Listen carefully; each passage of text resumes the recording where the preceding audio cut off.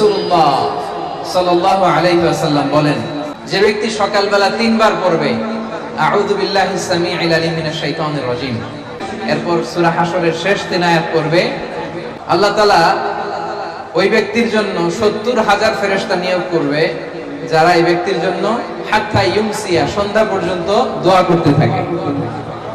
ওয়া ইন মাতা ফি যালিকাল ইয়াউম, আর এটা পরে ওই দিন যদি তার মৃত্যু হয়, মাতা শাহীদান, সে শাহাদাতের মৃত্যু নসিব করবে।